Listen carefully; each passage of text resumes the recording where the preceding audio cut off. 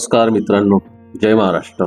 या फोटोमध्ये, या व्हिडिओमध्ये फक्त दृश्य नाहीत, या व्हिडिओमध्ये फक्त ठिकाण नाहीत, माझ्या बाबांच्या डोळ्यातली शांतता, ज्या मी कधी नीट पाहायला वेळच काढत नव्हतो.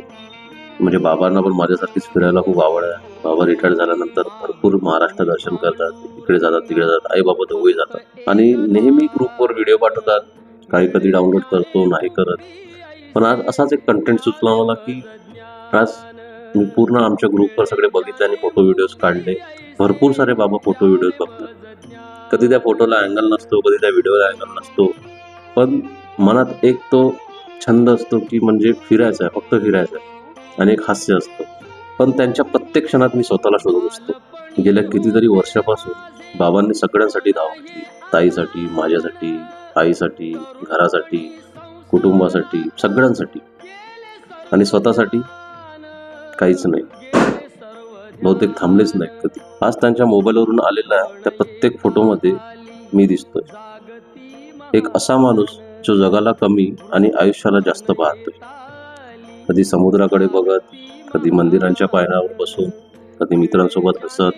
ते परत एकदा लहान झालेत आणि ते पाहून माझ्या मनातील काही धूळ पुन्हा उडत. ही स्थळे बाबा कोकणात गेले आहेत, अलिबागला गेले आहेत, सह्याद्रीची सावली, महाराष्ट्रांच्या रस्त्यांवर ते सात जीवन.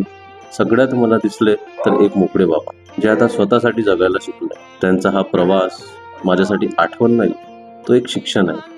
कारण त्यांच्या प्रवासांमधून मी शिकतोय की फिरायचं कसं. बाबा एसटीने जातात, म्हणजे कधी बघत नाही की सीट कशी आहे, किती काय आहे. एसटीमध्ये फिरतात, पूर्ण महाराष्ट्र फिरले तर. बाबा नेहमी म्हणतात, वय वाढलं तरी मन तरुण ठेवायचं.